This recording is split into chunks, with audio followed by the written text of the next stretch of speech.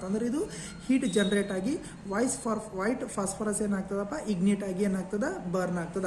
ಇಲ್ಲಿ ಇನ್ನೊಂದು ಏನು ತಿಳ್ಕೊಬೇಕಪ್ಪ ಅಂತಂದ್ರೆ ನೀವು, so white phosphorus very dangerous, it is a very dangerous, it is a highly ignitable substance, it will catches fire very easily. ಇಲ್ಲಿ red phosphorus ಏನದಪ್ಪ ಅಂತಂದ್ರೆ ಇಲ್ಲಿ ರಫ್ ಸರ್ಫೇಸ್ ನಾವು ರಬ್ ಮಾಡಿದಾಗ ಹೀಟ್ ಏನಾಗ್ತದೆ, ಫ್ರಿಕ್ಷನ್ ಆಫ್ ಹೀಟ್ಲಿಂತ ವೈಟ್ ಫಾಸ್ಫರಸ್ ಇಗ್ನಿಟೆಡ್ ಆಗಿ fire ಏನಾಗ್ತದೆ ಜನರೇಟ್ ಮಾಡ್ತದ.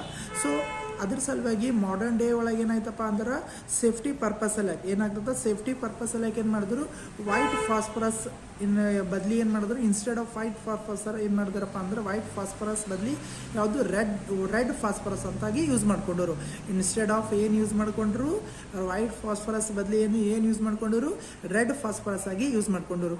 ಯಾಕಪ್ಪ ಅಂದ್ರೆ for safety purpose, for workers as well as the persons which are using in home. ಯಾರು ಮನೆಯಲ್ಲಿ ಯೂಸ್ ಮಾಡ್ತಾರೆ ಅದು ಮ್ಯಾಚ್ ಸ್ಟಿಕ್ಸ್ ಮತ್ತು